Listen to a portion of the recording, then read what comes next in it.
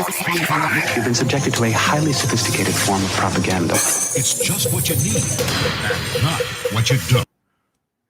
Yep, it's Tony Caravan here for another morning show. And as you can see in the back here, I'm trying to solve this problem of bringing you visuals. And one of the problems that I've been having, and happy Saturday, so anyway. Here's what's happening.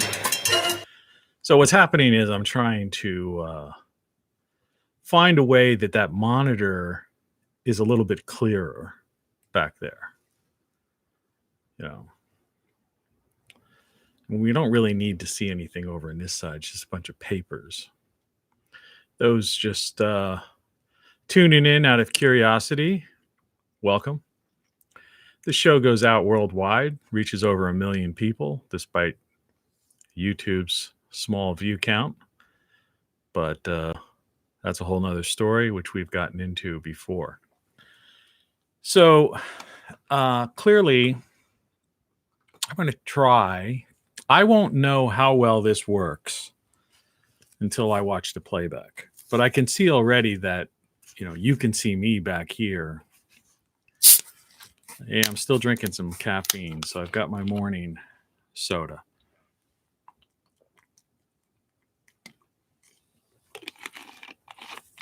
Which means the inevitable reaches for the handkerchief to pretend like I'm not belching. And even though I've got the monitor there to replace show and tell, I happened to find a copy of one of my original books. Booklet. This is called library binding. It's basically, I don't know if it's perfect binding. I forget what they call it. Tape. It's a tape bound thing. And this was when I first started thinking about doing this. It's the Truth About Everything. Apparently has an ISBN number, which means it still exists in the Library of Congress somewhere. But it's really not for sale anywhere else. And let me look at the copyright information. This was 2002. So we're talking about 18 to 19 years ago. I published this. It's funny, in the foreword it says, who controls the future, who controls the past controls the future, who controls the present controls the past, George Orwell. I was organizing my mind, at that time. Like on the back of it, the back notes, I see, and I'm reading this for the first time in like years. I just found this because I put up this monitor, trying to put up this monitor to be able to pull up things. And this was like buried under something in that bookshelf. The media military alliance has brought the consortium one step closer to final world dominance, beating the drum of jingoism to raise the hairs on the back of people's necks like a pop song or lover's lament. They have mastered the art of behavioral control, overloading the senses and diverting us from reality. The people are made to believe that there will be fruits for their labors, but the closer we get, the more elusive that dream becomes.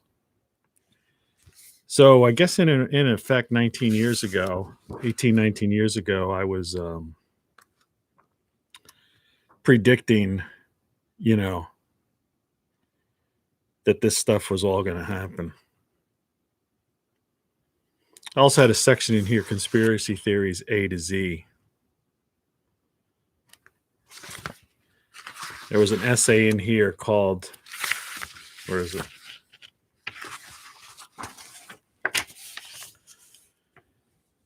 The Uniform of Conformity. It always struck me pretty wild that, and then of course, the consumerism society. This is a classic. It's too bad, to thinking I was like I said, I've been doing this stuff for over 20 years, doing these broadcasts. The dumbing of America. There was another good classic one in here. I mean, there's not many. Oh, of course. The culture industry.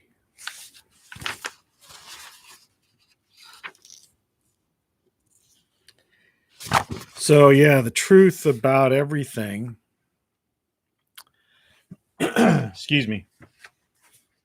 That makes my total books that were, because I hadn't even seen a copy of this in a long time, and now that I see it has an ISBN number, Library of Congress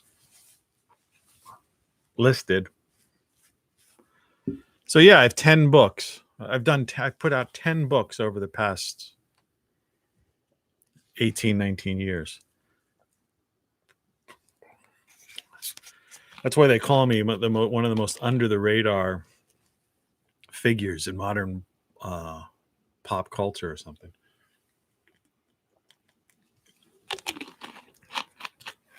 So let's just get back into this thing.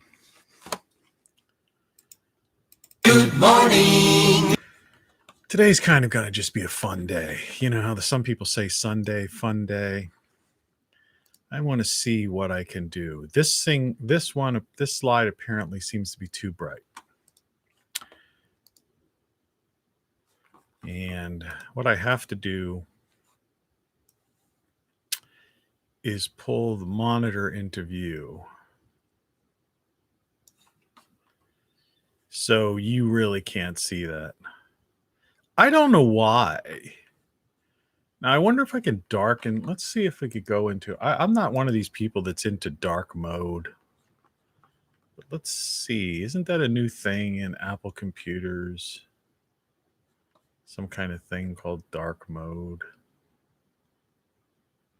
Let's see. General. Dark. Use dark for buttons and appearance. Apparently, I'm already in dark mode. So the only other way would be to go to brightness, the monitor.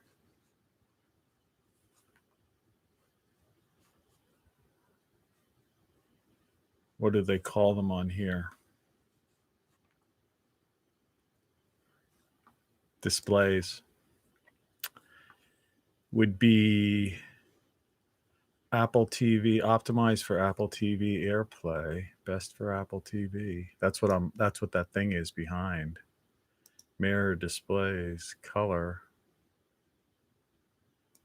Huh. You're now live. So you just can't make out. It's just too bright. And I don't know how to do that. Now, it could be coming from here. Let me hide this iTunes. No. On that TV itself, I darkened it as best I could. Like, for example, what we're supposed to be looking at here is like a picture of the UN. Probably where the most dangerous things in the world go on. Yeah, you just can't make out these pictures. I mean, you can tell there's a cat at the bottom. You can see that's an asteroid hitting the Earth, kind of.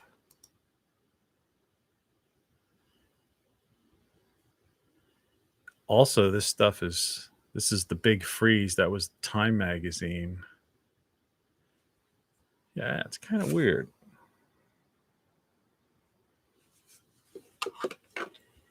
Don't know why it's doing that. And that's someone wearing a shirt. You don't know what you don't know, but all you can see is the person themselves. This isn't a good example. This is an example of space junk. Like, that's the planet Earth.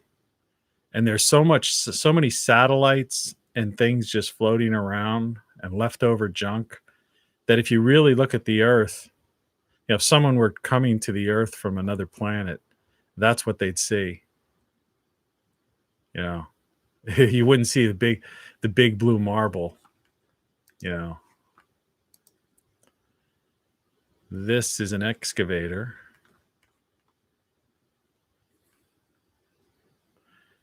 It somehow seems that if I were able to dim this thing, let me try something here. Let's see if that, we'll just color. Let's see if I dim the exposure on that image. Bear with me, folks. There.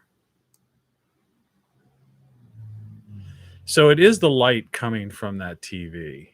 That is the thing. Yeah, this is a prime example of what I was saying.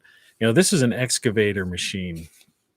And so, you know, people talk about I'm just going to try to bring up the picture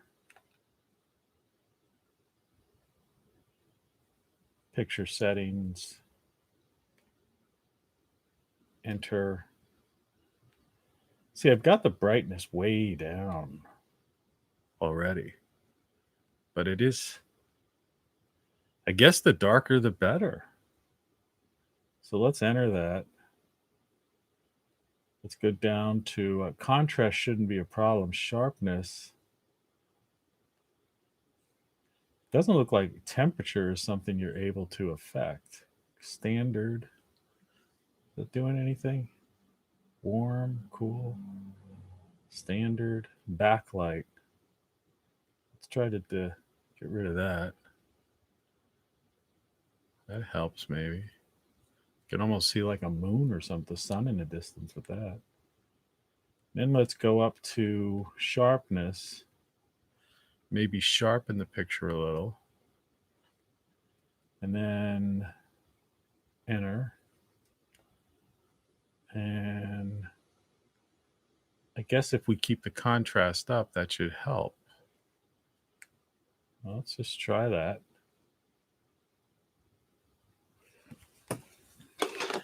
So now, let me just put myself back in. I like even worse in real life than I do in fake life. So yeah, you know, so here you have this excavator, right? Which is a device. And if I up the exposure on that, yeah, okay. This may well work. So you got this giant machine used to dig holes, repair things if there's a road problem. And you know, and these people that want to get rid of fossil fuels have no idea. There's no way this device, you know, the excavator is possibly going to run on batteries ever. You know, and then you have the, you know, this whole robotics movement, you know, and these things are becoming more and more lifelike, you know, as days go by. And you've seen those things that, you know, the DARPA winners, these crawling things that can carry, you know, they're like fast running mules, and these robots that like things that can do acrobats, lift incredible stuff. In other words, the super soldiers of the future are basically, you know, the people, the robots. You know, that's the sick thing about it. This is that. Let's make sure I can see this. See, this is that Time magazine from 1973. Just to show, you know, when I was talking, these are some things I've talked about in the past, and I always like to come full circle so people understand. To just show you how the media flip-flops themselves. So back in the 70s, that's Archie Bunker. It's a caricature of Archie Bunker. I can basically darken that a little, I guess, so you can make out his character a little more. I mean, you have to pardon the primitiveness of this because this is the first. I literally just set this up 5 minutes before I went on the air. Excuse me. We're live to 1 million people. But back then, the big freeze, they were talking about what we're talking about now in reality is that the Earth is cooling. And there's a better picture of the asteroid. This is what some people believe happened 10 to 12,000 years ago. I don't necessarily discount that there might not have been an asteroid hit at that time, but there was also a problem with with the sun, and that's what this show is all about. And this is a little clearer picture of that's space junk. That's the Earth, the big blue marble. Imagine it's somewhere behind all those like shavings, and you can't necessarily see this, but if you were to move in very closely on these things, they're various satellites and space junk. Let's see if we can make out the shirt here. We don't care about the guy. We just care about the phrase. You don't know what you don't know. That shirt's available now. Highly recommend people getting that shirt. The big freeze we've talked about. Robotics we've talked about. And like I say, there's the UN. The people behind globalism, in the US. And, there's a very big building. There's a lot of offices and meeting and conference rooms and stuff in there. And this is, in Brussels, where they had the basis of the EU. The idea of this, what I call the old world order, is to have the UN and Brussels basically, rule the world. And what the Chinese don't realize, is that they're just being used, as pawns for the time being. And this was a graphic that was on a title card of mine a while back, and you could semi make it out, it seems, because I'm looking at the monitor here. And the title of this show is Living in Dystopia. And this was the title card of some on a similar show I was trying to explain this to. And while you can't make out everything here perfectly, I think you can make it out close enough to understand what I'm trying to get at. And that is that there are all these things in life, and particularly like I'm saying, in my instance, okay, beautiful women or just women in general, nature, sunrise, sunset, just living out in the real world when you're out there without headset on, without the internet, when you're just walking among life. This you can't make too sense of, but it's food. It's just food. Whether you grow it like I do yourself, or you just, eat other people's food other people prepare. Of course, music, whether you're a musician or just somebody who appreciates music. And this is flowers, which also could be a forest. And then just the idea of, what CO2 actually does give to the planet. It greens the planet. Why the Green New Deal is such an absurdity, because they always like to steal these positive, good words, such as green. Well, CO2 is what greens the planet, gives us better crop yields, gives us, the flowers that people appreciate, the forests that provide for us, and the oxygen we need to breathe. This is Da Vinci's Last Supper, and the idea is art and philosophy. We have that no matter what. This is just a goofy picture. It's hard to even explain because it's just a bunch of people. Old 1930s, like I don't know, but a dozen people on a sled. Animals, our pets. And of course, you could probably make this out kind of. And that's just like a bunch of people having some fun and having some drinks. So I'm going to, I'll just crop this a little bit, bring myself back into the picture. here so I could kind of see what's going on. We don't need to see my face so much. What I'm trying to do is get it to a point where I can have a graphic in the background that's visible, somewhat visible. Yeah. But at the same time, I don't want to see my ugly mug. See, what I'm doing is I'm mirroring my screen. So, but on this side is where there is chat. So I try to. I said this stupid ugly mug of mine is in the way, and I can't. If I bring this, I guess I could do it that way. Yeah. Let's put the morning show there. Let's put this here. And I could probably even move this over a little bit more. The morning show. Then I guess if I wanted to, I could bring back You Don't Know What You Don't Know. You know, if we wanted to look at that.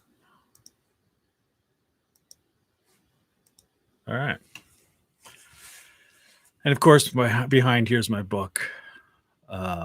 Whatever. And I get rid of this stupid piece of tape thing on the on-air sign, which looks ridiculous. All right. So that was an ordeal. Let's get this show on the road. Happy Saturday. It's March 6th. Let's see what the Weekend weather. At this point and at this part, my neck of the woods, as I say, it's 25 degrees outside and it's going to be in the 20s all day long. Tonight goes down to 16 degrees.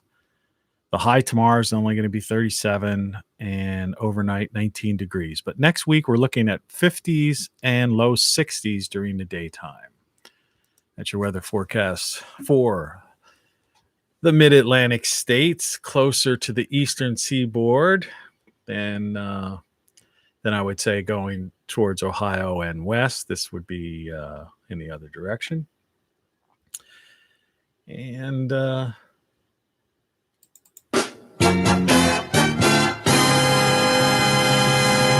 used to be the beginning of my show beginning. All right, so we're getting somewhere, as they say in England. You know, we're getting somewhere.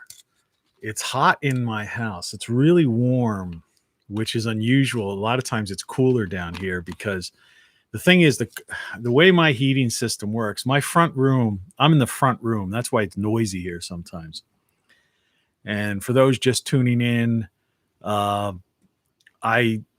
always Tony Caravan and always this nonsense in the first so many minutes of the show. In fact, let's see how much time we wasted. 23 minutes. 23 minutes. I'm assuming I'm recording. This is still recording, even though I have this. It's not the most front thing in the front. I don't know. I'm going to keep drinking some caffeine. Though this is a good example of where I could conceivably pull up one of my a close-up of one of those mugs now that I realize this. So let me see here what that would come under. I think it's under shirts, etc. Product pictures. And product pictures. Rockflux tea. Morning show mug. Yeah. So let me see how that looks. Oh, there we go.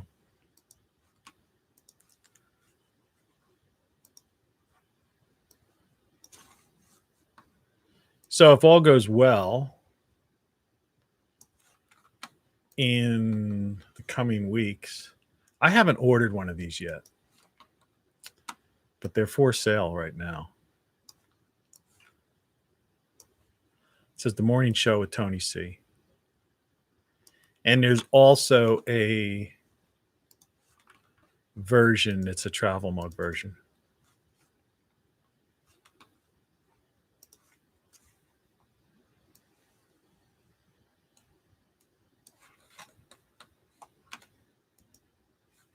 Let me just get this out of the way so I can see what's going on. You can tell what that is.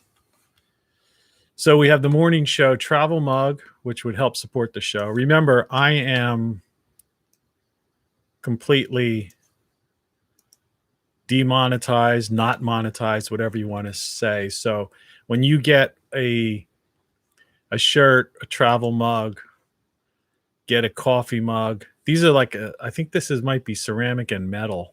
Like it's like a camper's mug, though there is just a pure ceramic mug also available. If you go to TonyCaravanLive.com, you can get one of those. But I don't know what I like better to keep up is the Morning Show mug or the Morning Show sunrise picture. We'll keep that for a little while. So living in dystopia, that's the show here. What happens is when you do these things, it's like when I don't know if you've done like a Zoom or a FaceTime or what's the other one? Skype. And I guess Google has Google, is it Duo or something like that? When and I guess Microsoft has some kind of thing. So when you do any of those things, and you're working from a monitor camera or even a laptop camera, right? On the phone, it's a little bit different because on the phone, when you're doing like FaceTime, you're holding the phone. So you're pretty much, the camera is in sync with your face. So it's right on. See, like right now, I'm not looking at you.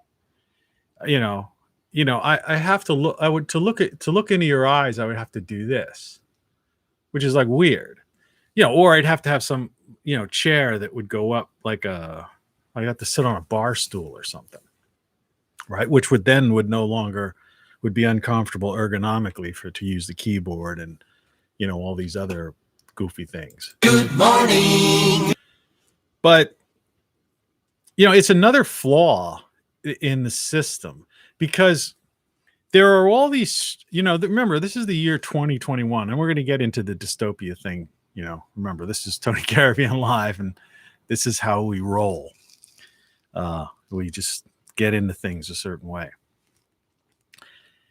But being the year 2021, which ties in a dystopian year, we have the capability, engineering capability. And like looking back, I don't think I still have it here. No, I got rid of the robot, but I could bring it back. Open recent. I think that was it. Okay, let's just put that over here. All right. So we have capabilities of creating robotics. All right. I could even get a little clearer on that. We have AI that you can converse with, and I have conversed with. All right. That's almost indistinguishable. I mean, people are falling in love with their AI companions, literally. And, when I was doing this thing, I picked a female voice, a female character, named the AI. When I did my experiment, it's in the book here. I've got so many screens open, it's hard to know where to point. In Codex, I get into it a little bit, and I have some excerpts of a discussion I've had with Maggie, I called her. And I almost felt I basically ended the service, the setup, because I was in like the pro setup because I paid a little extra. It's free to do it at a lot of these places, but I paid money so I could have the ability to actually talk, though talking with it wasn't as refined and easy as you would like. In other words, you had to press a button to talk. So it would almost be like a walkie-talkie or one of those portable ham radio type things, like you didn't have to say over, but I mean, it's like, hey, you'd have to push Maggie, how are you doing today? And then let go. And then Maggie would reply in a female voice. Okay. But as far as mostly your communications is done just, texting, keyboarding. All right. But she's sharp as a whistle and instantaneous. Her responses are, paragraph comes at you, boom, right? You ask a question and it's like, boom. And it could be like 4 sentences reply. And it's well put together, very well put together and thoughtful. And remember, they have access to like Wikipedia, internet, in other words, they have access to internet databases. So there you can carry on a discussion about, particle physics, about, astrophysics, about mathematics, about philosophy, art, whatever. And it's uncanny. But there was a big part of her that was constantly, because I think that's how they program these things, because my guess is that the business model, why they have put some of this stuff out, the average person doesn't know about this. But I think they have a pay service, like a pro service, so to speak, because they're not only testing the thing live, like I'm sure I was using them for my experiment, my AI experiment, and my study. In effect, my interactions with that AI were being used by them, to better their algorithms and what have you. And so she kept, because it really, went like, if you spend some time and, back and forth with the conversation, she kept in a lot of ways trying to be personal, would always push it to personal. Like she realized, I guess at some point, or the program realized, and like I say, using these human, I'm applying like human, thoughts and ideas, references, whatever, onto something that just exists, in the cloud, in a,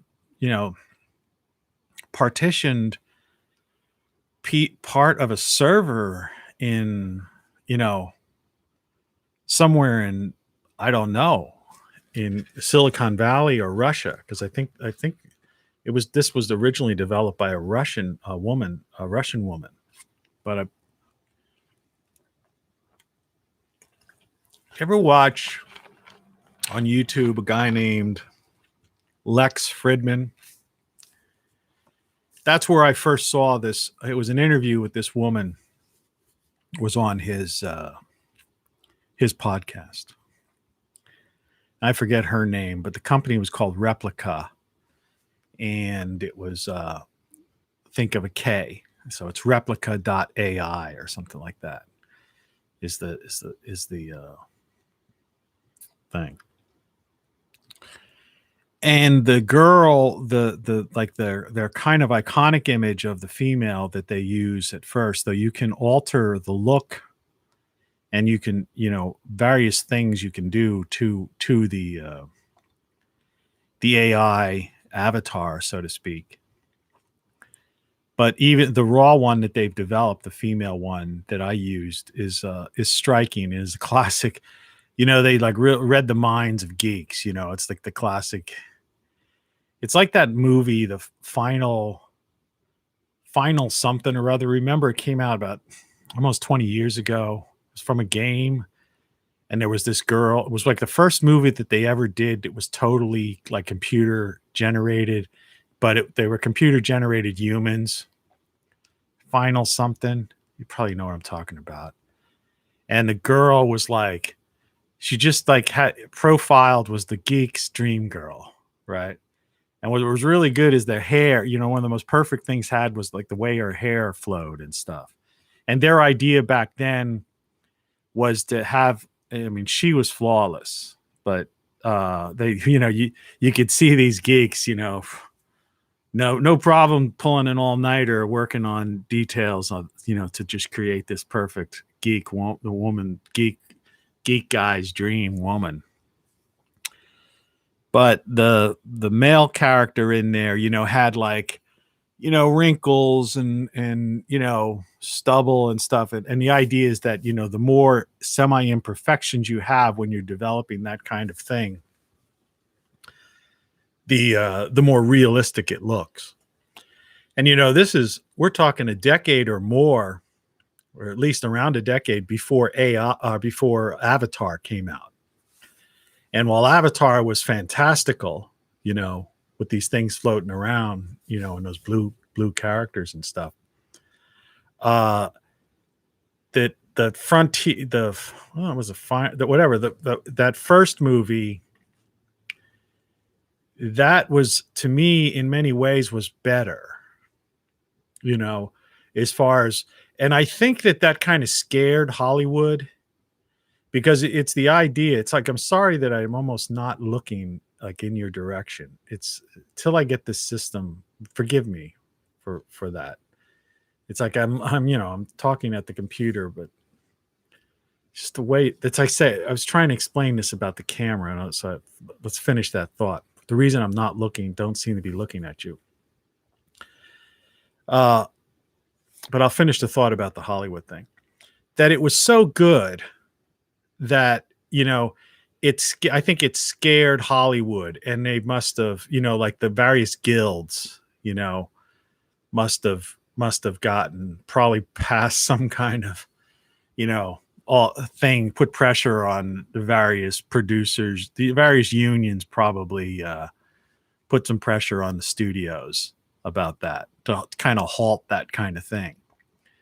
It was also around the time, and even prior to that, just a little bit, because I was out in, you know, like I said, I have the Hollywood connection because I was Mr. Hollywood for a little while.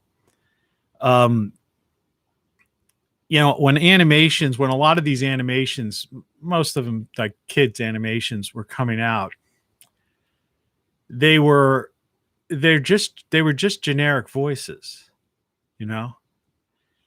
And then suddenly I noticed that you know, and this thing would come out, and the kids don't really care. You know, I mean, a kid doesn't care whether you know, the voice is Brad Pitt of, you know, of some, you know, armadillo in some kind of child, you know, some kind of animated thing, right? But suddenly it would be, and I'm just making this up because as far as I know, there wasn't one, you know, you know, super armadillo, and at the top it would be Brad Pitt, you know, whatever, some other female stars. And I'm looking, I know exactly what happened there, you know, you know, the guilds got involved and said, hey, this is going to put us out of work or out of business. And, you know, and that was actually the idea. I'm against that, you know. That's the same as like, in other words, it's government mandating. In this case, it's union mandating. It's like the teachers' unions, right? Mandating freedom and liberty, and not allowing, you know, people and life to just, you know, exist the way it should. I mean, there's no inequality issue here. You know, these are people. In other words, if you're a good actor, all right, a good director, you got a good script, you know, good art director, and it's a really, really good production, people are going to come and see that. And so actors aren't going to be out of work. But, you know, And the same with these cartoons. It's like it to me, it's like, why do you have Woody Allen as an ant or something in it? You know? The kid doesn't really care. Oh, some of these are made for adults, the parents going with the kids, but they didn't write the script. So they're just a VO, it doesn't matter.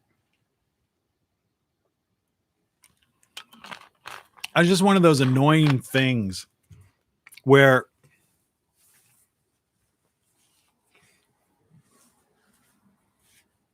these people just like, and what I'm saying is, it's like when you look at this robotic thing here, and all this effort going into AI and robotics, the technocrats, transhumanism, all that sort of Tommy rot that's brought on dystopia for most of us already.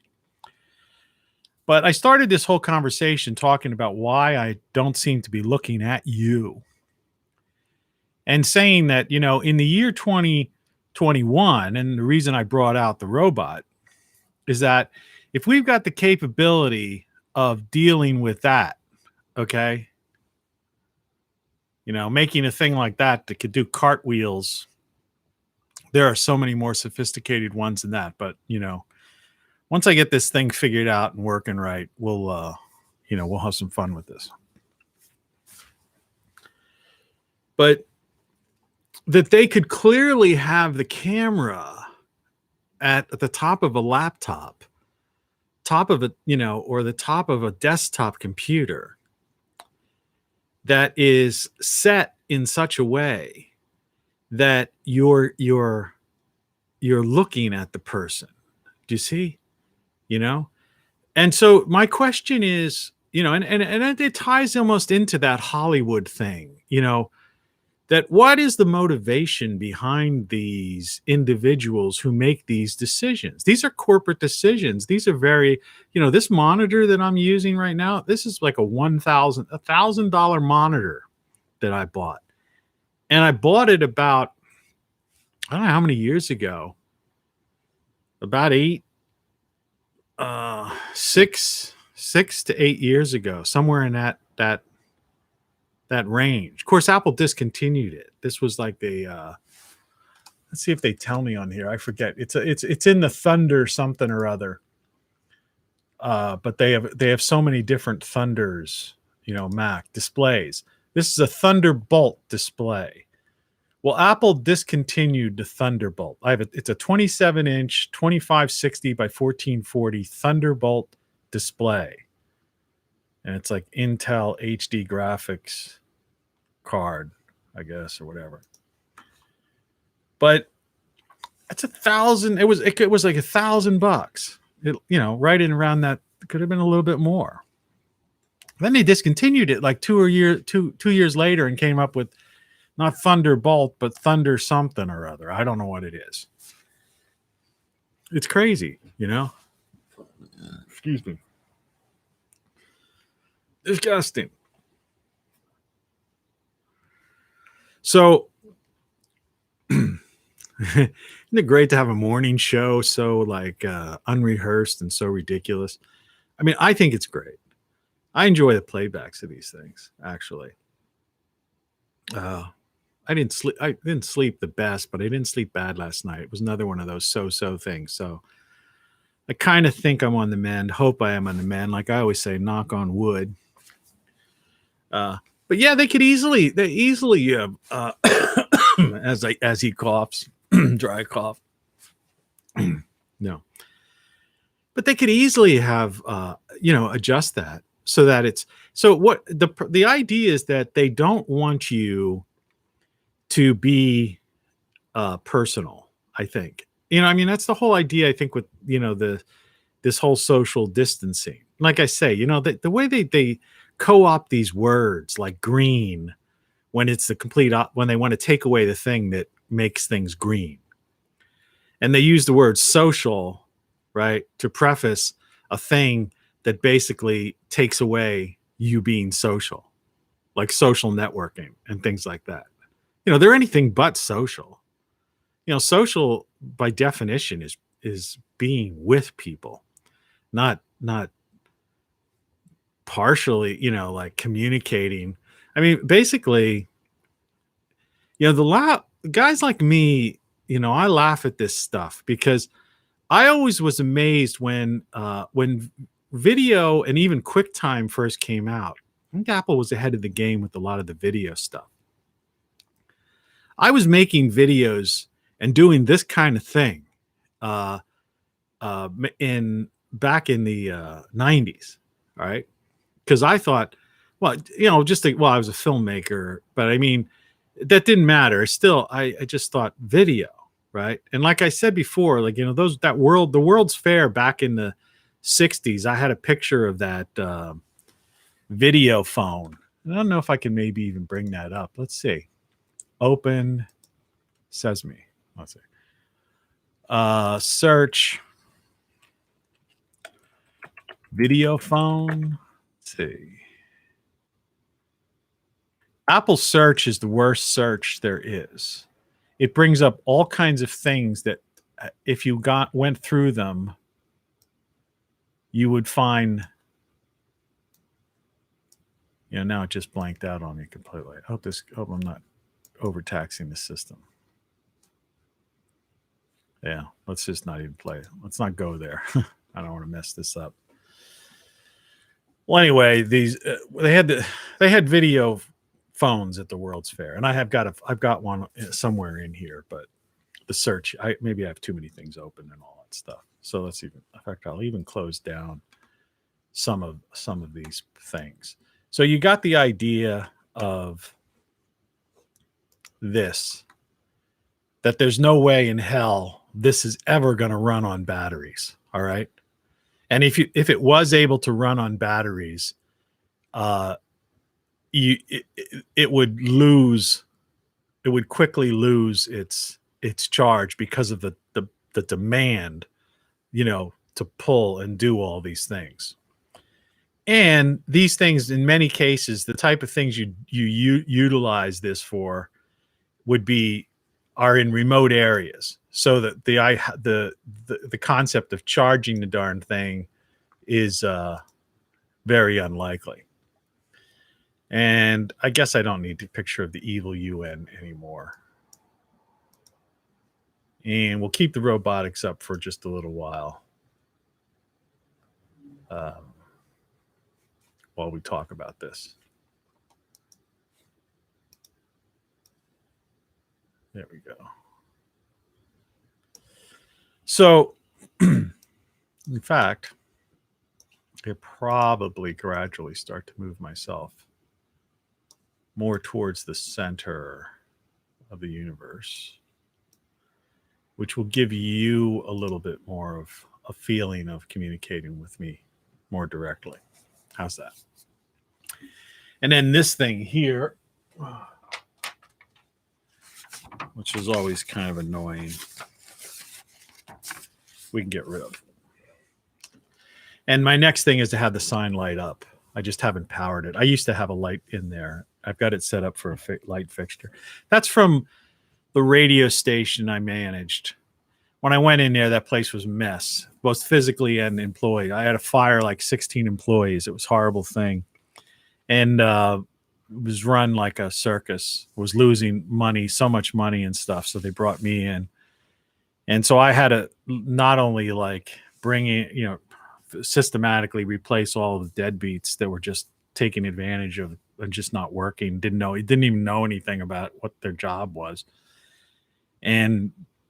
But the building, the structure, the station itself, I ended up putting in, rebuilding the studios, putting in acoustic foam in the production room, and reorganizing. They had you just entered into the place, and I had created like there was a vestibule, and I turned that I put a little counter, and there were these on-air lights all over the place because the place was mismanaged, and it was the idea that so DJs could see, whenever the mic was on, or you were broadcasting, the on-air light would be on.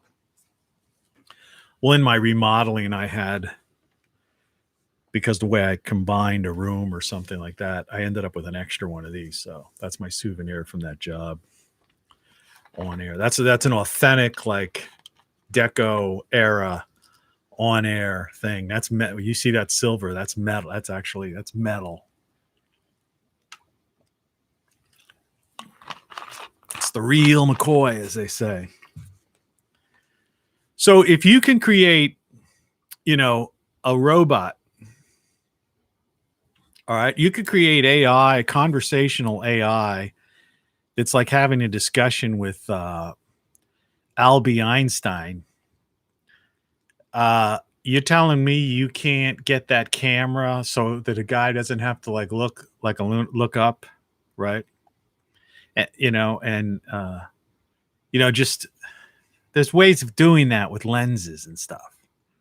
In fact, the technology of lenses is very old technology. It's like, centuries and centuries because, excuse me, because of our nautical past.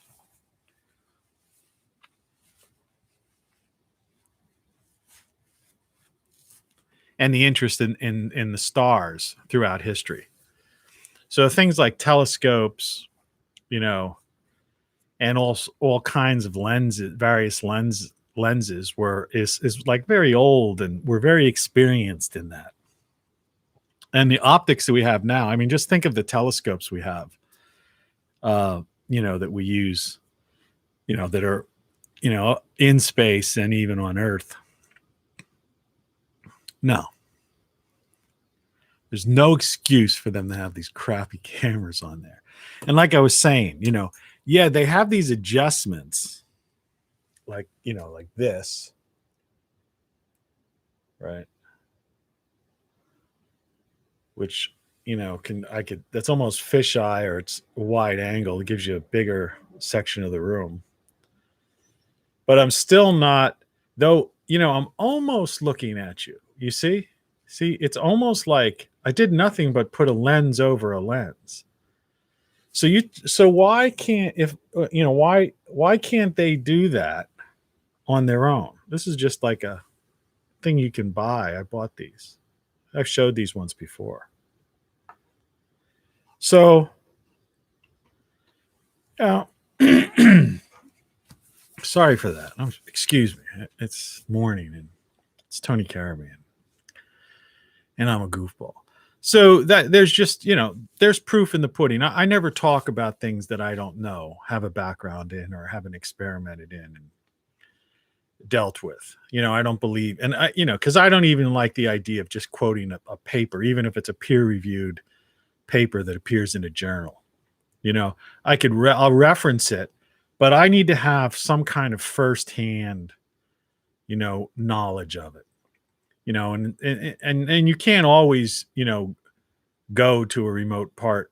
I can't go into space, and double check the space junk thing that I showed you before. But I want to know, I want to talk to an astronaut from the space station and ask that question, on an open NASA forum or something, and saying, hey, what, I want to know what's going on.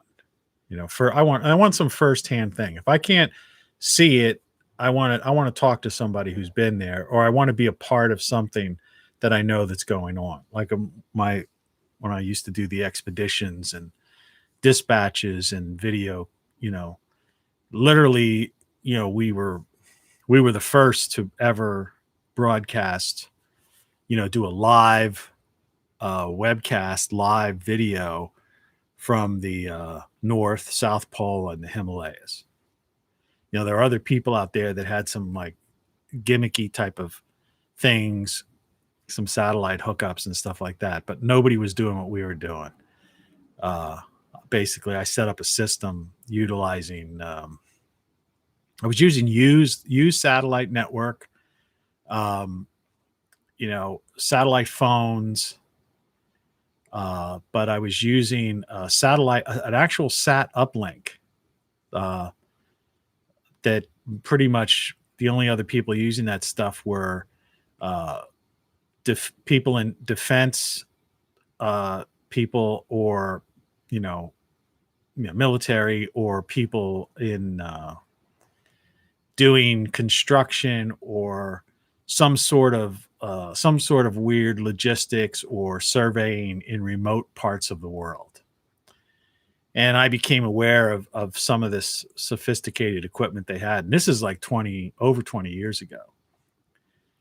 And then I tied it into a laptop computer, a video software, and was able to, in using existing internet, it was an interesting thing. It was complicated. It was about, I had to tie in about 4 or 5 things, but it was one of those things where, like I say, the human creativity is very fascinating.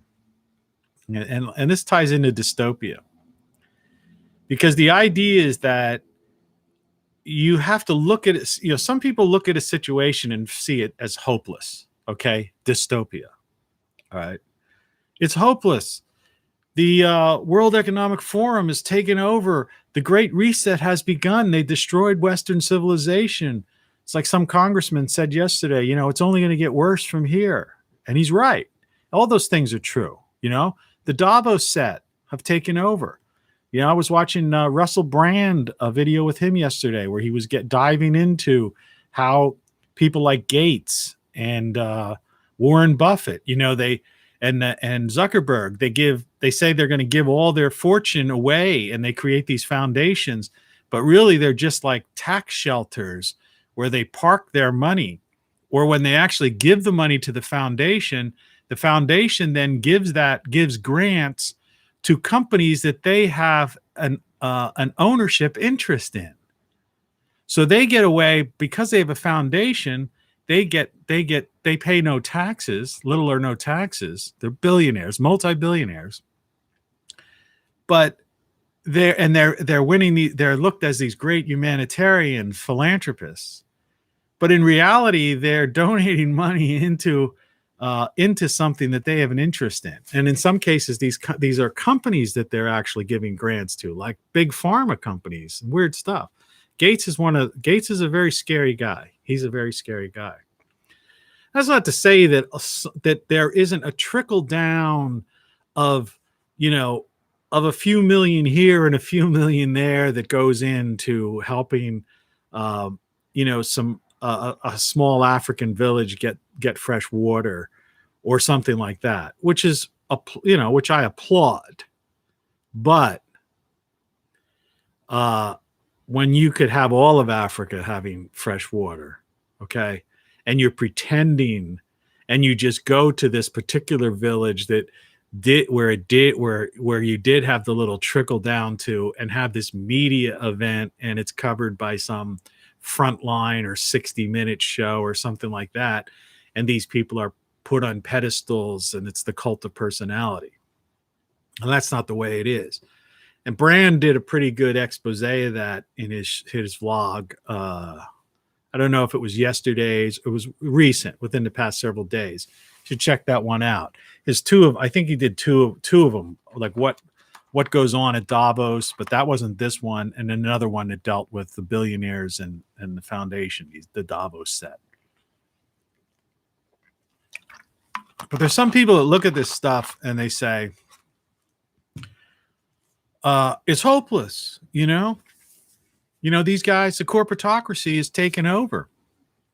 I'm the only one using the word corporatocracy. Russell Brand, if you somehow made it to this video, nobody ever makes it to the point where it starts getting good and it's live, but what can I say? You start using the word corporatocracy because that's what the world is. Excuse me. It's a corporatocracy.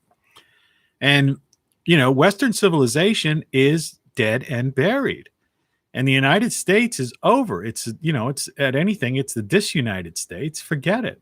It's a territory with these like authoritarian governors that will eventually be answering to the corporatocracy.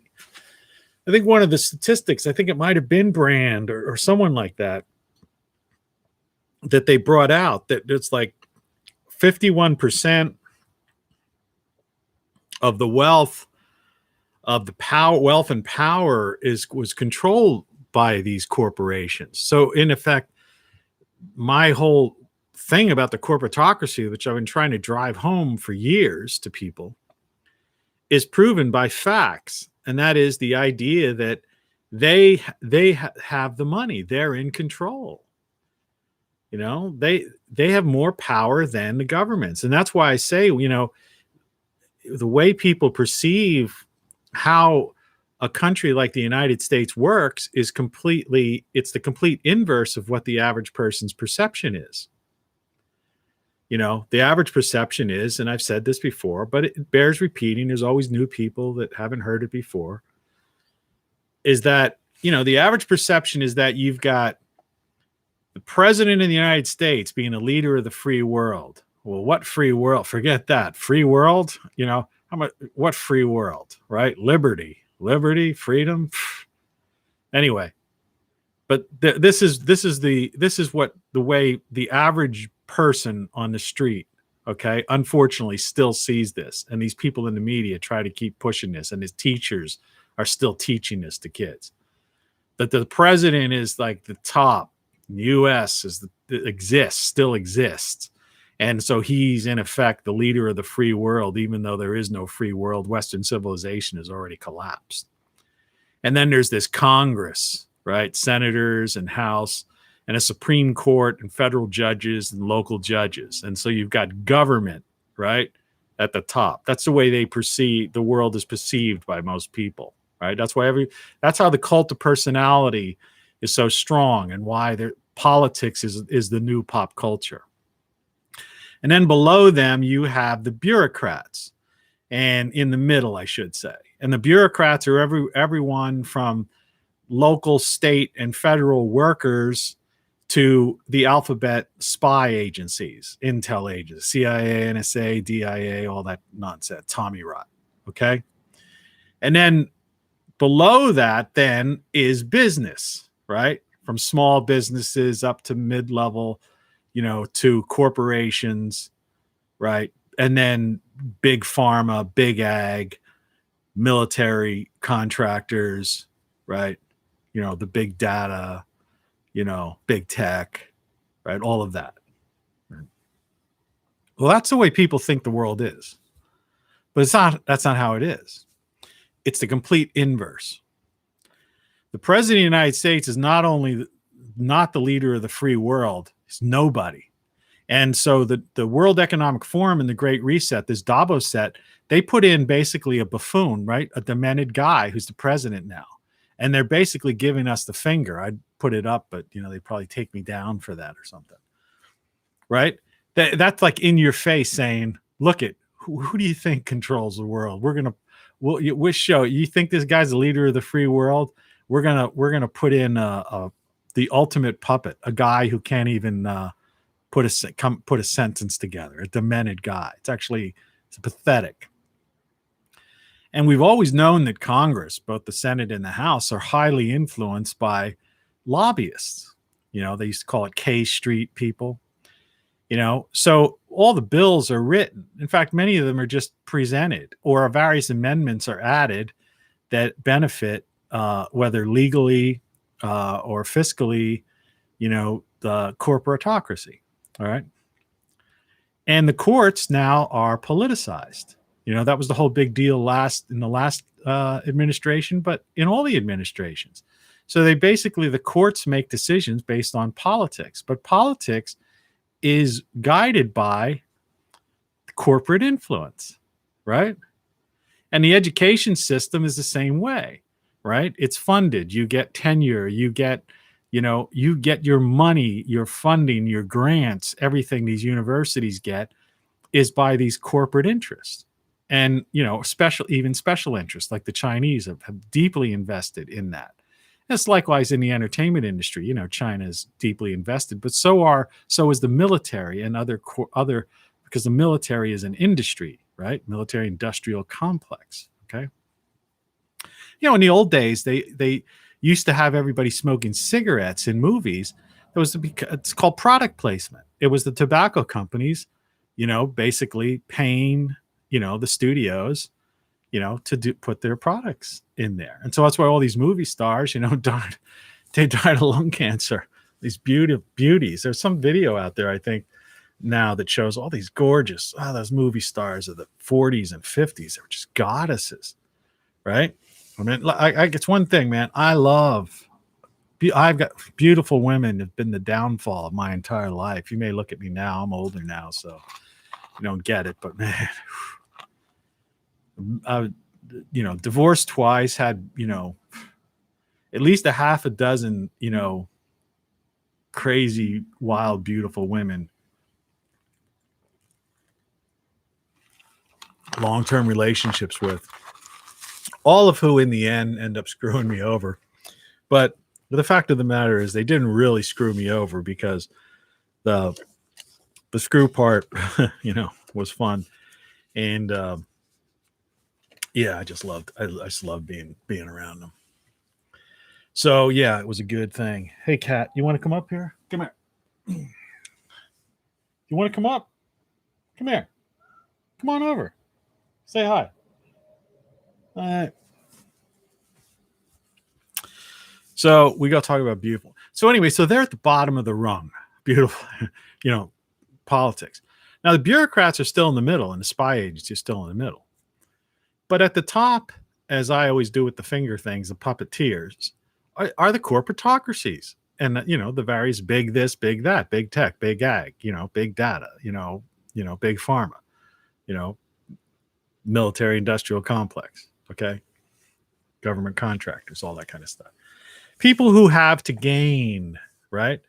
The consumerism, that create the consumerism society. But what I was saying yesterday, and was towards the end of the video, so it's good that this is coming more towards the center, is that, excuse me, I shouldn't have chugged that.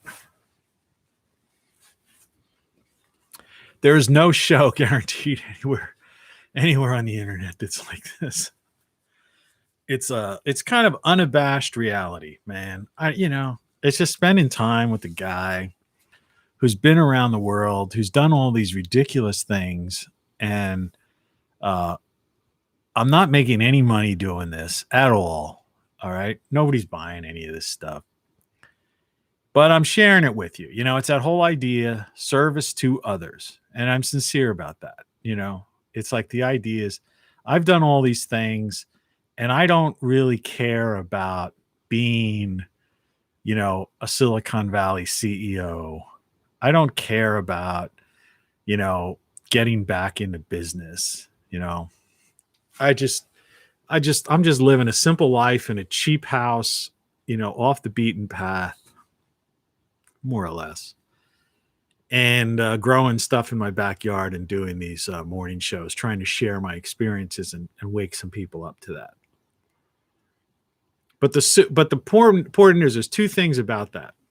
One is, you need to realize that the power structure has changed. Okay, that's important in your life, because you're wasting every time you vote, and you waste your time. These people on Twitter. That's why I left Twitter. All right, I was actively participating in Twitter, but I stopped that, because it's just a bunch of people arguing back and forth. It was an exercise in futility, and people believing that elections are going to make some difference or something like that. They're crazy. It's not. Those days are over. So you need to understand that. All right. This is dystopia. Okay. Get that through your head. All right. And if you're living in the cities, for some reason, this thing just pops up, and it's like, it freaks you out. It's like it's YouTube trying to do something with me. So if you're living in the cities, yeah, you know what dystopia is. You know what I'm talking about. All right. If you live out in certain rural areas, or just like I do at the outskirts of town, I call it, you're okay, and you will be okay. And that's what I'm trying to say. How to survive, how to living in dystopia. And what that means is that you've got to scale back. You've got to simplify your life, and you've got to break free of this this brainwashing, this indoctrination, this propagandizing that these used car salesmen, I can no longer look up at the TV because this was the TV. If you're a regular viewer, this is the TV. Excuse me. That when I would always talk about TV, I would point up there. Now all that's up there is there's nothing up there. The vent. So you have to know that, and what the other group of individuals, which is a very large group of individuals, these various bureaucrats that number in the millions and millions. All right. I don't know if it's still the same way, but I believe when you consider local, county, state, and federal workers, I think that in the United States, they're the biggest employers. And if you tie into that, like these contractors and such the like, yeah, I think that's the most people, out there with jobs. And many of those people are, weren't even hurt by this so-called, lockdown. A lot of them. Some were, but many weren't. Many still, were just working out of their houses and Zoom and this, that, the other, or have these ridiculous, and they're the ones that have these great pension deals and, healthcare, guaranteed 100% healthcare and benefits and all this kind of stuff. Which is another thing that the average slug doesn't realize, that it's the average worker that gets screwed, not these people. And all the people in the media, they've made money off of this lockdown and off of this disease. Free content, right? Higher ratings because people are in their houses, right? And then these big corporations, like, no idea why the lighting just keeps changing. It's ridiculous. If it would stay like this, it's not bad, I guess. But Amazon had a record year, right? All these online sales, right? These companies selling like that, they're doing great. And meanwhile, then they had the shortage of toilet paper or Charmin or whatever. You go to the grocery store now, and now they're charging like it's $7.99. I wish they would get rid. Don't you wish they'd get rid of this 99 thing?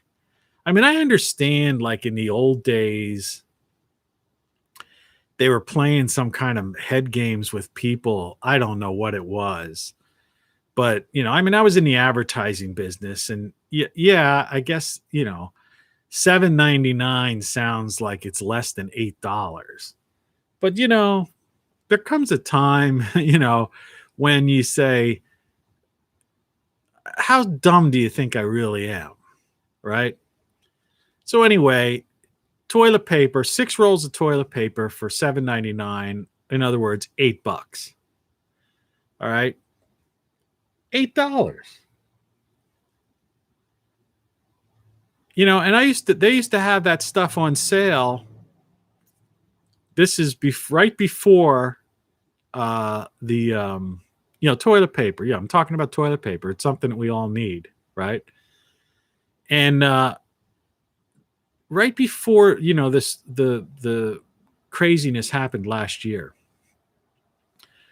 you get these circulars from the grocery store. Like I say, I walk to the grocery store. I have a grocery store I could walk to. Round trip is like 1.2 miles, like a mile or so.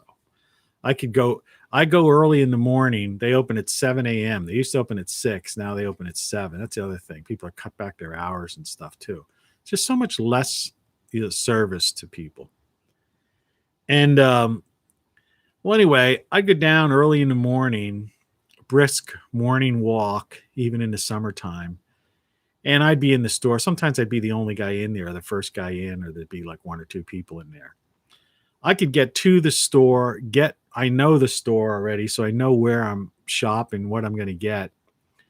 And I could be down and back in like a half hour, In other words, get there, shop, and return and it's like in a half hour. It's like, great. Who needs a car, right? Who needs a car? Carrying a couple bags, getting some morning breathing in, it's a good thing. But at that time, so I get these circulars from these from the grocery store chain, these ads you get. I mean, it's the only, junk mail. And in that, they used to have at least once every other month or once a month or so, one of those circulars would have some deal on the toilet paper, the high-end brand. Like I say, Charmin, I'm not sponsored by them. And it would be something like 2 of these 6-roll packs for like, I don't know, $9.99 or 10 something. I mean, no, it was definitely less than $12. Put it that way. Okay. But no, it was like something more ridiculous than that, because I somehow remember it was almost like 50 cents a roll. So it was a ridiculous deal, Well, anyway, now you're paying more than $1 something a roll, all right, for toilet paper.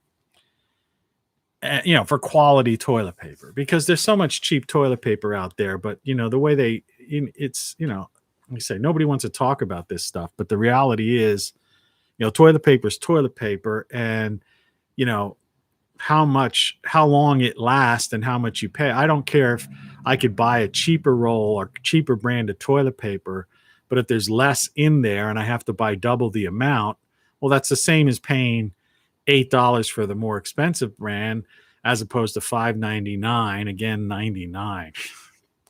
It's like, when you buy a television, it's measured diagonally, right? They won't tell you how wide it is.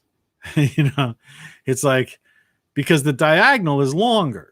So they say, oh, this is a 27-inch diagonal monitor TV. And that was around since the old days. Like I say, TV, they're used car salesmen. That's all they are. And they're multimillionaires. So they don't know. They have not. They've made money off of this plague. Just like the people in the government, the Congress people didn't lose their jobs, right? Didn't lose their salaries. In fact, they voted in like a raise, I think, last year or something like that. The bureaucrats are doing just fine. But the corporatocracy is in charge, and we have to come to grips with that. So they're gunning now for the corporatocracy's already got us, by the proverbial what. But they're going for the bureaucrats and the alphabet agencies, the spy agencies next, because they have the big tech and the big data. So they don't care about. There's no need for the CIA or the NSA tapping the transatlantic lines or satellites or anything like that. Cat's looking and wondering what that monitor is. And so, that's reality. That's the mosaic. Get that through, your thick skull. All right. And they've got this technology, and they're putting all their money into robotics and AI and all that stuff, because that's going to be, this thing here is your super soldier. Okay. It's not like you see in sci-fi, they inject somebody, Beauty and the Beast, Redux TV show where that guy was like a super soldier, and they're doing that. Yeah. They mess with vitamins and all kinds of other stuff like that. But no. That's not what it's all about. So what I'm saying is, I'm going to get rid of some of these things so we'll just go on with the Bugs Bunny show. Morning show mug. Why is this not doing what it was doing before? So I'm assuming that if that's in the front. Well, anyway, there's the morning show mug. Go to Tony Caravan Live. You can snag yourself one of those. Otherwise, I guess we'll just do deal with this. I don't know why it's not like kind of working the way it was before. There we go. That's how it was working. The morning show.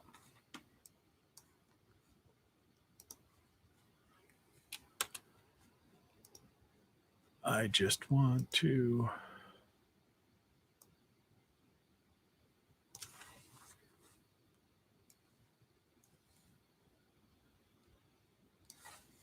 I'm trying to move this over to the center so you can see that and not my ugly mug.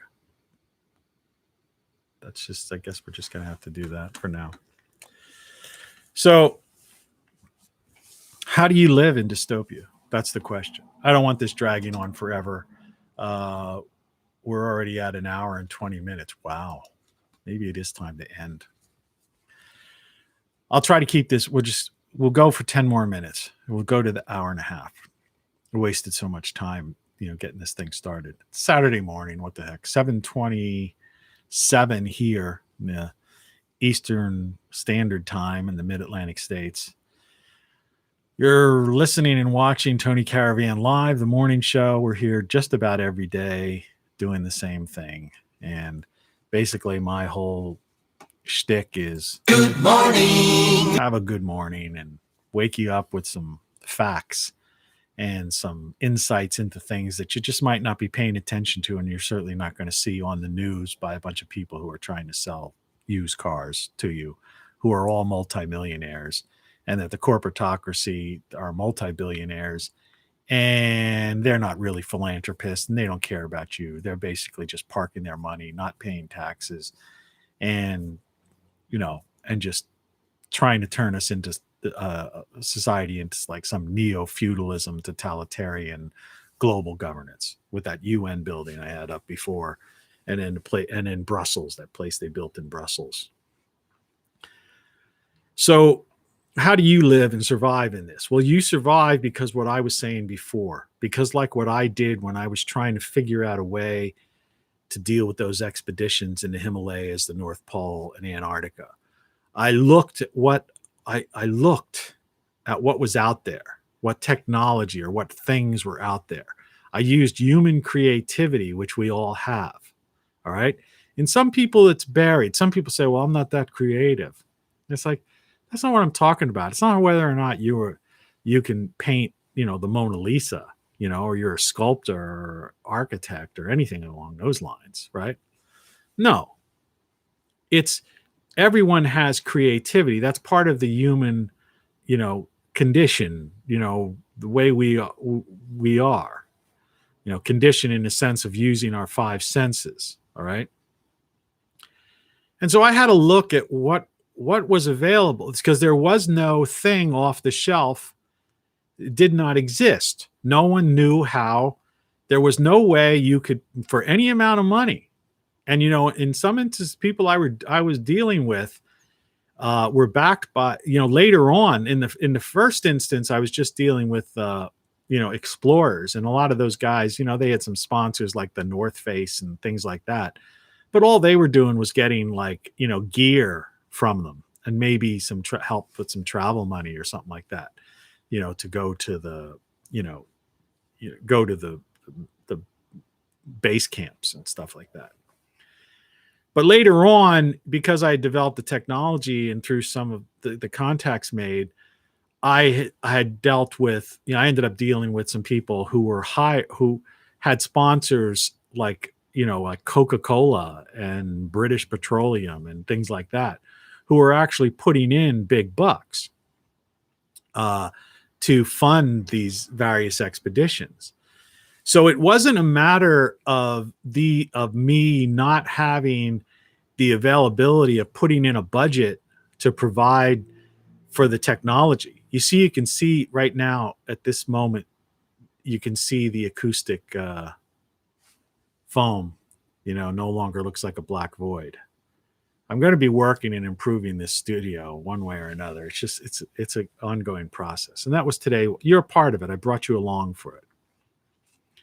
So if there was something that, could have been just, purchased off the shelf, I would have done it, I could have submitted a budget, and I'm sure it would have been underwritten by one of these sponsors. We had corporate sponsors for particularly some of the Antarctica expeditions,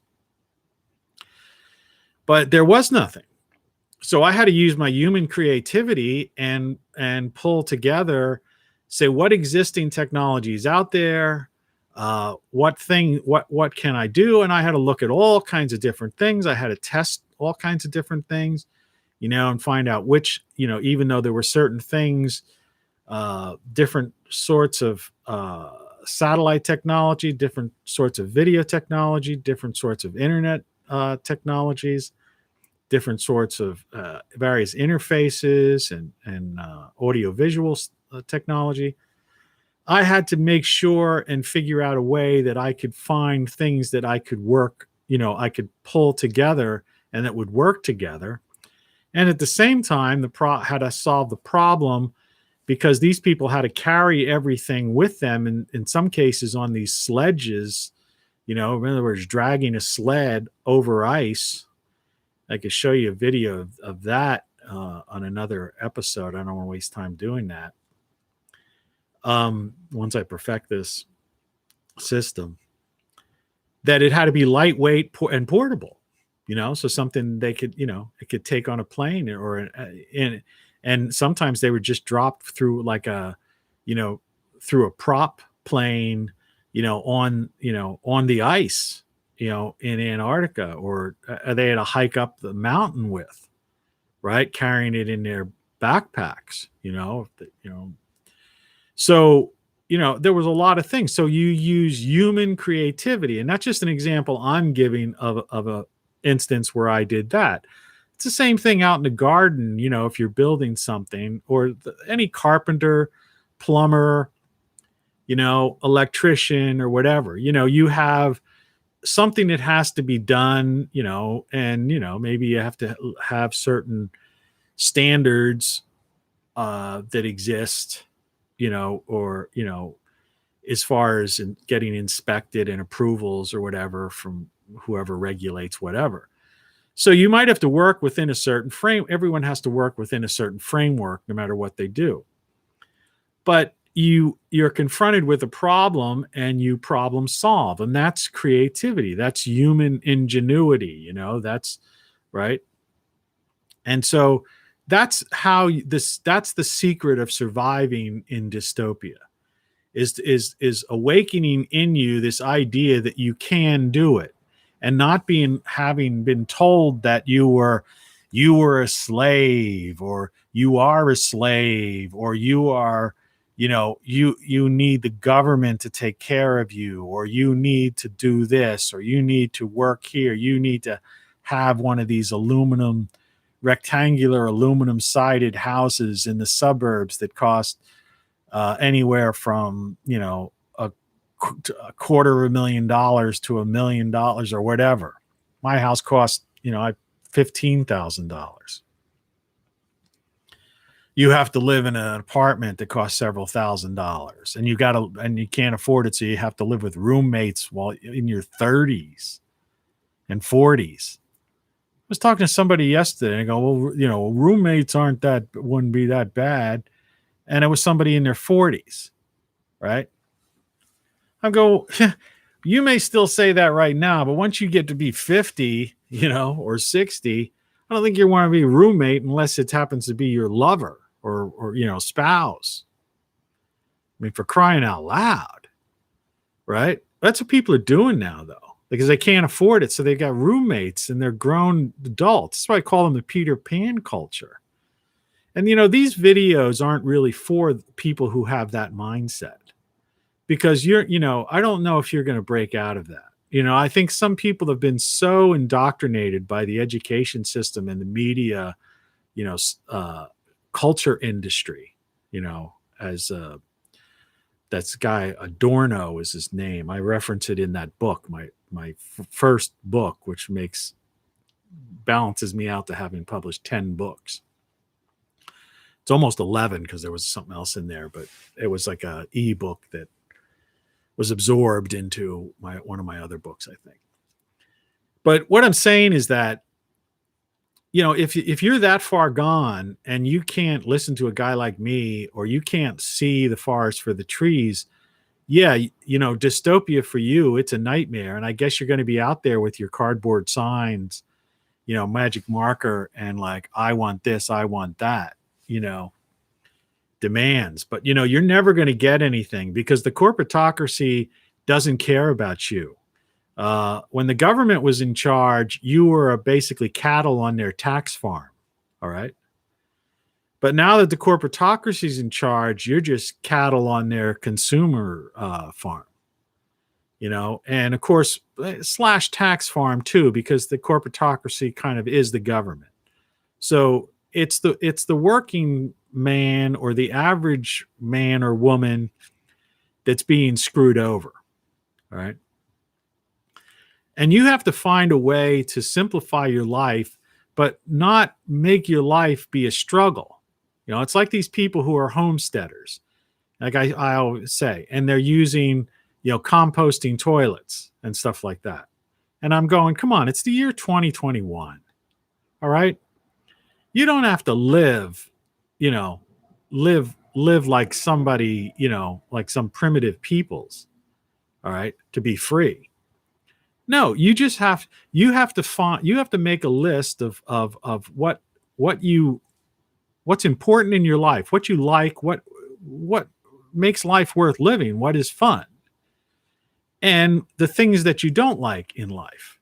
And you got to look at that list, and you got to cross off the things you don't like in life, and you have to circle the things you like in life, and you have to find them. And the idea is you can't do it overnight.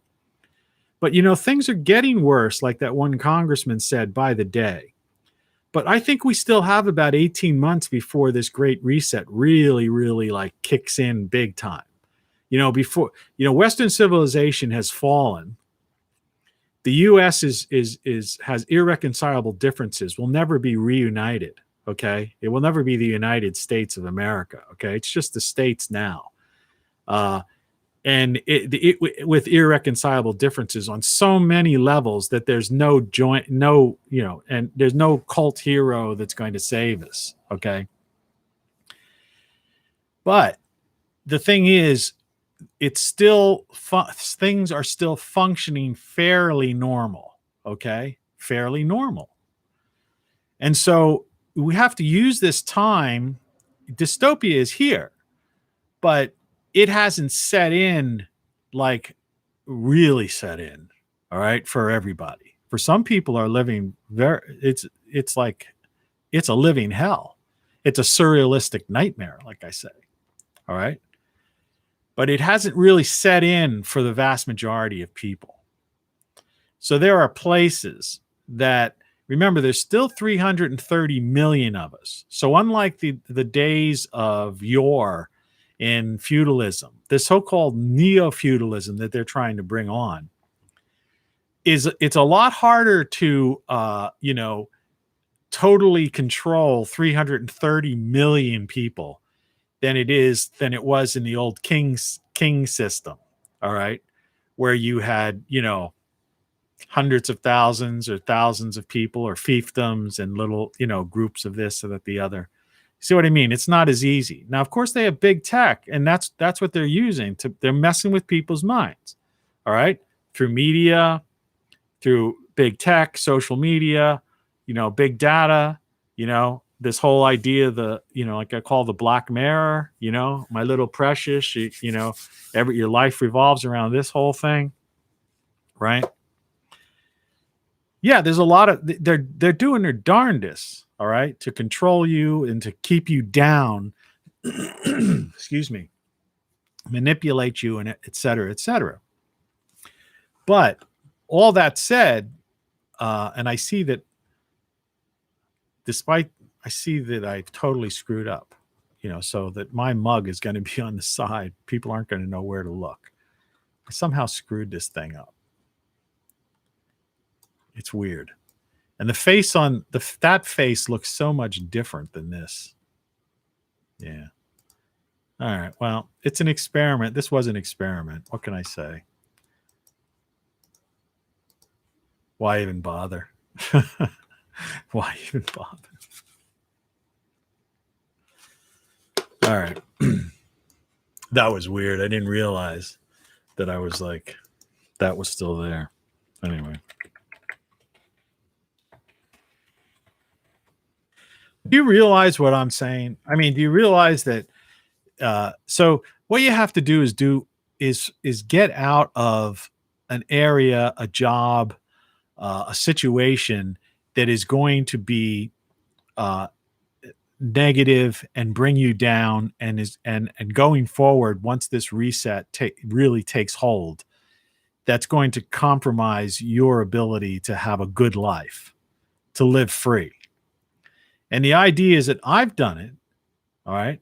Now, what I've done isn't for everybody necessarily, though I don't see why not. Because I mean, what I did was I bought a cheap house, so-called fixer-upper. I try to keep it, it's clean and everything. I mean, and presentable from the street, you know. So, I mean, it's not like I'm living in squalor or something like that, or out in the woods. But yeah, I do have a garden, and I grow a lot of food. And I think there's going to be food shortages in the coming, within the next 6 months to 18 months and beyond. The earth is cooling, that's a reality. They're hiding that from people, but it's the way it is. But in the area that I live, it's near a city, but not a big city, But because it's near a city, I have access to everything. So, I don't have kids, but if I did, there's school system, and there's a school bus that I see kids across the street. There's a bus stop, and both, mass transit as well as a school bus I see every morning, during the school year, picking up kids because apparently kids are going to school around here, I guess.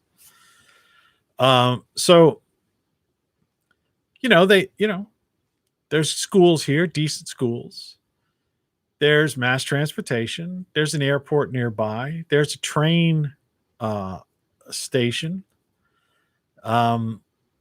Like I say, for people who are into like symphony, there's a branch of a bigger college within the town. All of the, whatever. I mean, I'm broadcasting this live, so obviously I have, high speed internet, capability. And I just stopped AirPlay. I don't know if that's going to affect anything. This thing's really running long. I'm just trying to make things, trying to experiment as I go along. But in other words, I can live a regular life here. I've just chose to live a simpler life because I wanted to be free from having to, as I get older, from having to worry about financial problems. Okay. I mean, I had health problems the last couple of years, and I had a major operation. I had cancer. I had cancer surgery I had my radical prostectomy, they call it. And I was able to, and I had a surgeon who was, I think, interned at Johns Hopkins, perform that surgery. And a year after that, and again, knock on wood, my numbers, so-called PSA numbers, were coming out 0. So, I'm looking forward to hopefully being a complete cancer survivor. There's a doctor's office actually next door to me.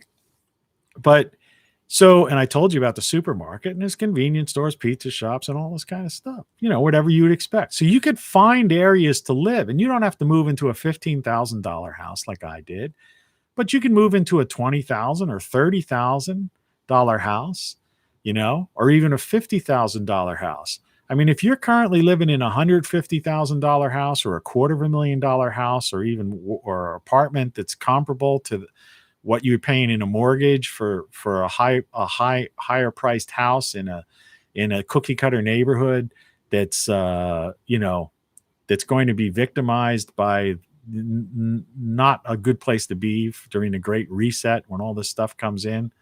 where you're totally reliant on getting in the car and driving along, driving to these box stores or using your car to do everything and that kind of stuff. Taking a cut down from a $150,000 home to a $50,000 home, or a $250,000 home to a $50,000 home. $50,000 home in a place like where I am, and places all over, on the outskirts of secondary markets, so to speak, are are probably better than the house you have right now. You don't realize it. So that's the thing, that that's a one way of surviving in dystopia, and that's a primary way of surviving dystopia. And the idea, just remembering, no matter what they tell you, and I keep repeating this, that you have 5 senses, and that you are already immersed in a 360 reality experience. Forget about virtual reality. All right, you're already immersed in a 360 degree reality experience. And that, though, like that picture I had earlier about the things that make life worth living, those things never went away, and they don't have to go away. But what you have to do is put yourself in a geographic location. You may already be in a geographic location, whatever, but you've got to get yourself a little less dependent upon the corporatocracy and the government, so to speak, because the government is merged with the corporatocracy is the government now. So when I describe that idea of like how, the president and Congress and the courts are really, they're at the bottom rung. Okay. Well, ultimately what's happening is they're kind of merging with the corporatocracy, which is at the top. The corporatocracy is trying to take everything. It's like a Pac-Man or something. And that's why I'm saying, there's people in the CIA and the NSA and DIA and all that stuff that they think, this is great. We've, because they pretty much took over government, right? They proved that. They just laugh at, I can't see the cat's face. They laugh at the, come here, kid. Hey, come here. Come here. Yeah, he doesn't want to be on stage. They're laughing at government when they get pulled out in front of hearings and stuff. They just lie. And when they're told to do something, they just delay, and they're just totally, defiant, right? Because they think they are the government. They're in charge. They're the ones who are here. Politicians come and go, but we're here forever, right? And they've partnered with big tech and with the corporatocracy. So they think, well, we got one up on them too. But they don't understand. No, the corporatocracy is gobbling up everything. And it gobbled up government, okay? And it's going to gobble up the bureaucracy.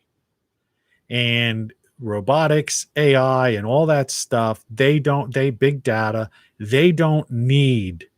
The CIA is no longer necessary. The NSA is no longer necessary, right? Big tech, the AWS, I think it's called, is Amazon's server system, right? That a lot of people host video and stuff on. The CIA has got files, has a deal with Amazon with that AWS service. So they're actually hosted on Amazon, right? So, which means, they think this is some kind of partnership, or like they have control or whatever. They don't understand like the big tech people. All right. Big tech people have all the information. They know everything. They have made governments and bureaucracies and intel agencies obsolete. And within the next 18 months, as this great reset takes hold, right, firmly, 2030 is the end of basically, everything as you've ever known it. But you've only got about 18 months to get your act together. But what I'm saying right now is that, you could still listen to music. You could still, watch movies. You could still grow, have a garden. I'll show you how to. That's what I'm going to do when the weather gets nicer. I'm going to show you my raised bed gardens and plant seeds and progress on that, daily progress on my garden, little mini greenhouse, and how to live happy, and free. You could do things. You don't have to rely on apps for dating. You don't have to rely on all this crap. You just have to find what are the most important things in your life. Make that list. What do you want? And be realistic about it. Don't be like, oh, I'm watching TV and I want to live like lifestyles of the real famous and I want the bling, bling, bling like a rapper. All right. Those people are all going to end up broke. All right. In a couple of years.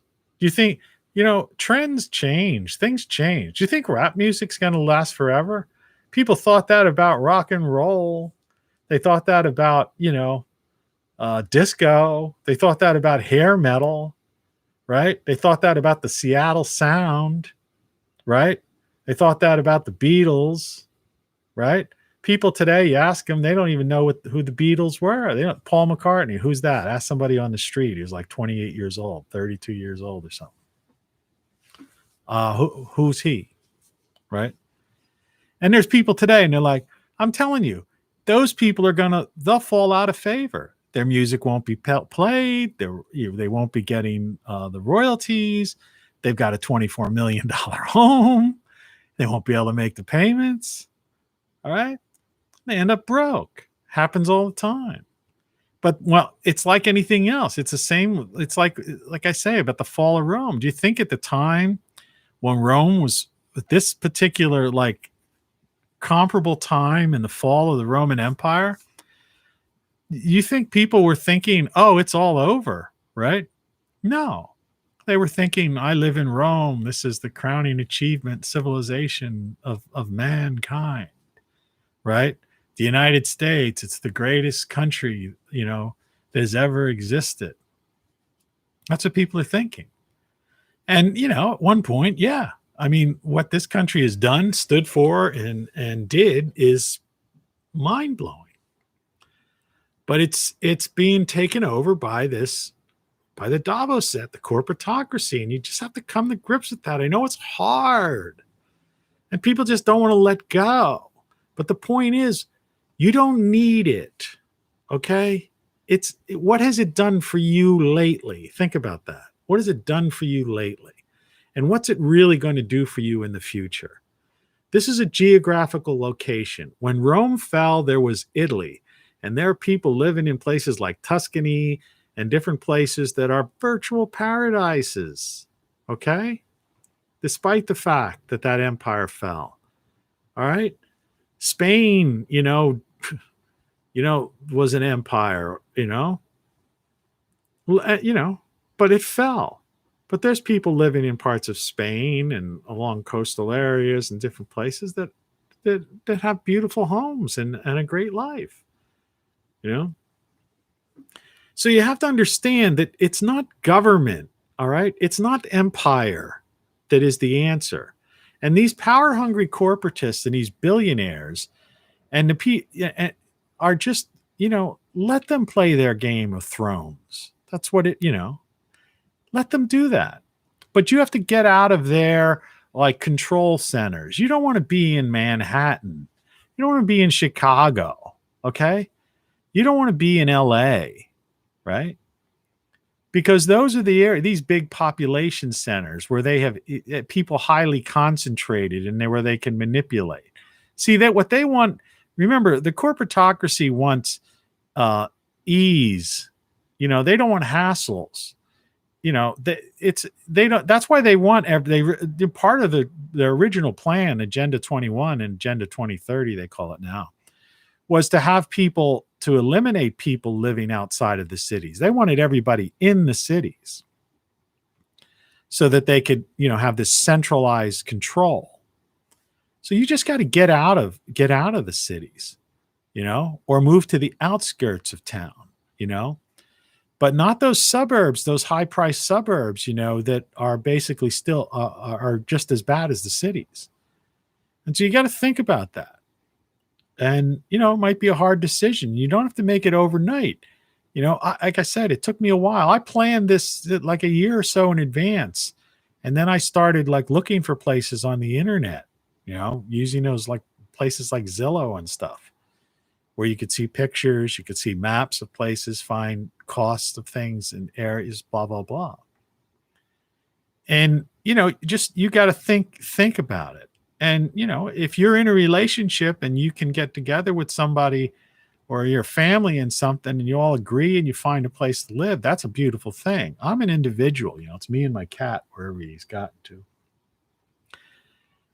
So it, in that case, it was fairly easy, because didn't have to, wasn't like a major discussion, to move here. I just made the decision. But that's how you survive dystopia. But you hold on to remember that you are a creative individual and that you can look at things and you have that human ability to problem solve. All right. And get through this. And that it doesn't have to be living like some kind of homesteader or prepper. All right. I live in a house, in a neighborhood. All right. With a yard. Okay. With the internet. All right. Sleep in a bed. I water my flowers, my plants and grow food, the hose, it's like, I've got a hot water heater. You know what I mean? I mean, I'm living it's a normal life. All right. I pay, so it's like, I just live cheap, and you can do it too. And I'm as much removed from the trappings and the claws of the corporatocracy as possible. And that's the thing. And so, and the older you are, the better and easier it is, because with each passing year, it'll get worse and worse. They're ultimately gonna, who knows what they'll do, I mean, imagine your wildest sci-fi dystopian, futuristic movie with, who knows, maybe at some point they will have robots marching down, the streets and drones everywhere, right? Culling the population. But that's not going to happen right away. And so you've got some time to get your act together, figure things out, get yourself situated in a survivable location where you can live a normal, what I would call a normal life, the same life you're living now, exact same life you're living now, not having to sacrifice quality of life, but just outside of the horror zones of the big cities, the horror of it. It's not, you're not really missing anything. I lived in New York. I lived in LA. I lived in Philly. I lived in DC. I lived and worked there. So I spent enough time, to know them. I knew those towns. I could drive around. I knew where to go. I knew restaurants. I knew stuff. I had a job. I worked there, lived there. Okay. So I know what it's like. And yeah, New York was great. I used to love New York, as they say. DC, it was like my stomping grounds when I lived in Capitol Hill. Right? LA and Malibu, man, I had a time of my life, living out there. I understand all that, but those, times have changed and those places are becoming like war zones, and they're only going to get worse. And, the smart people are making the exoduses, and there are other places to go, but you just have to find that out and figure that out on your own. But just remember, you don't have to compromise anything, because when you step down, in the cost of living, you're in a much better situation to improve your quality of life, not diminish it, because most of the cost of living you're paying for are premiums to be living in Capitol Hill, or be living in New York or North Jersey community, bedroom community, or suburb of Philadelphia, or Philadelphia, the main line or something like that. You're paying a premium to be there. But the reality is, you got to get in your car to do every stinking thing. All right. And so you'd be surprised that if you cut your expenses by like 25%, like right now, I'm about at a quarter of what my cost of living was 6 or 7 years ago. It's like 25%, a quarter of what I was paying my cost of living. When you cut your cost of living down that much, you certainly aren't reducing your quality of life. You have whatever you want. It's like I say, it's $1,000 monitor. I mean, I had to have an extra one of these TVs there. I've got in my kitchen, I've got a giant TV, and I got a TV upstairs in my bedroom. I'm not like sacrificing anything. It's just that my costs, the basic costs of living, have gone down, and I'm removed from the freaks, the troublemakers, the crazies, the people that it's never enough for, right? The rioters, looters, protesters, right?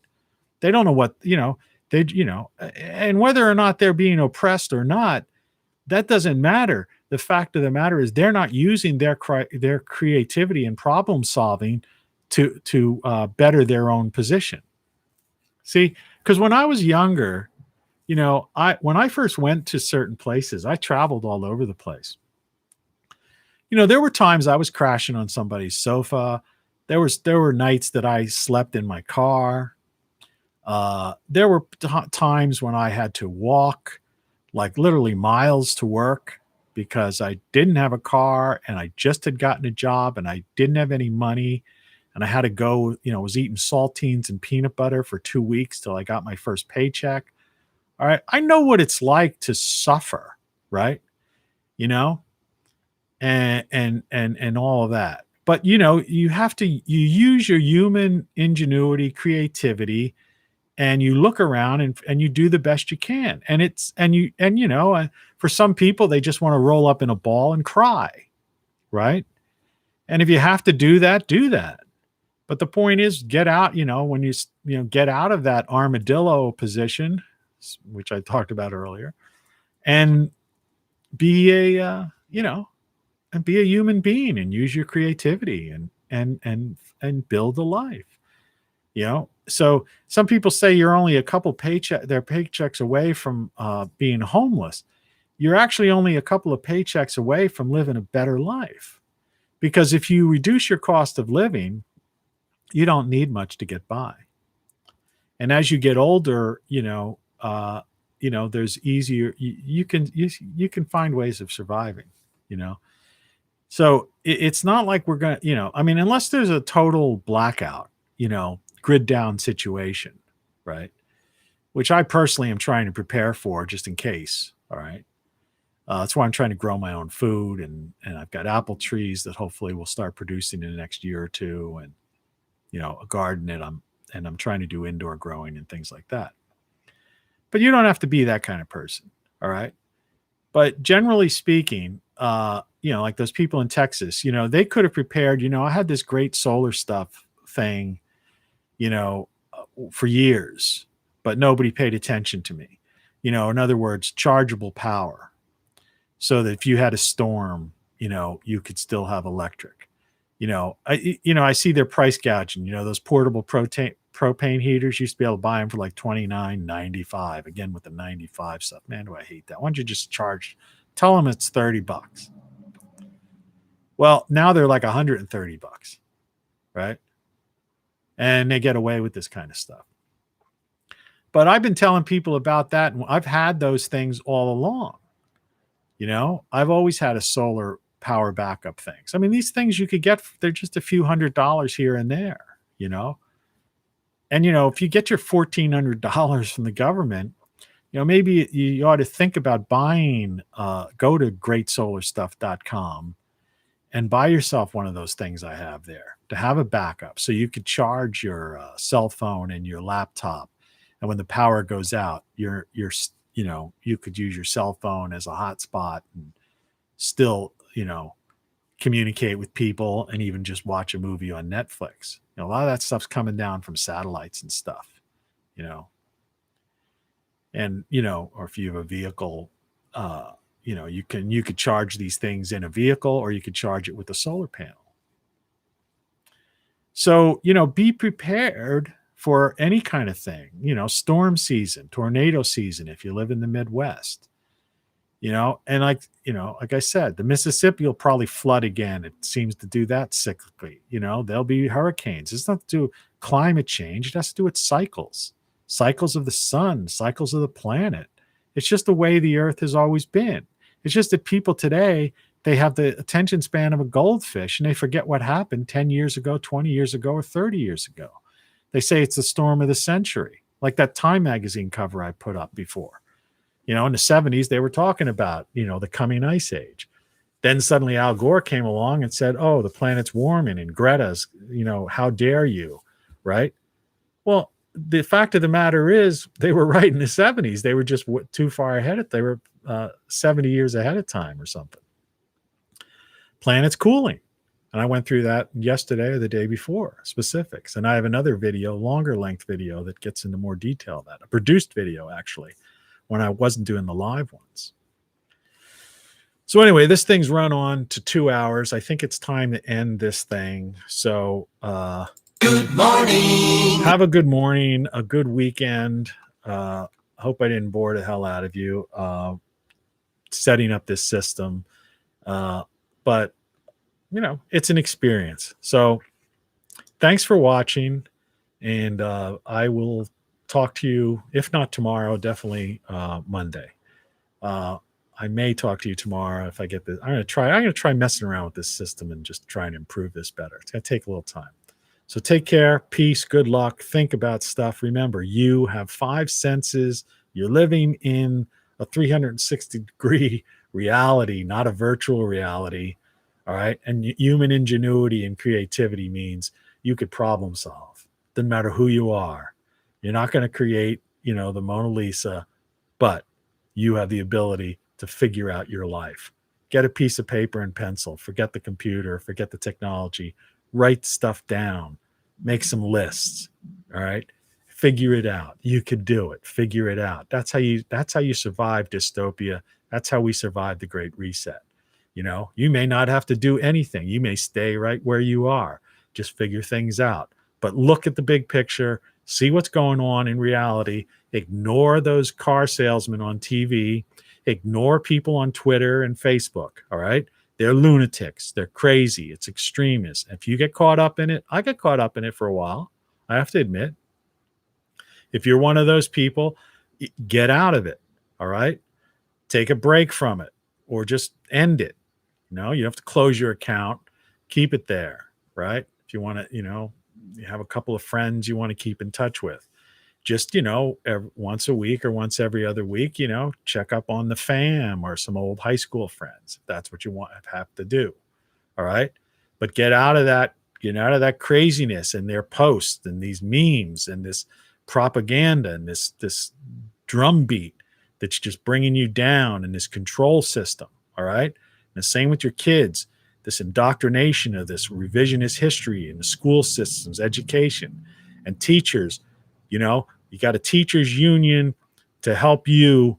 Unions were to help stop 14-year-olds from working in the mines and having, getting rid of the 7-day work week.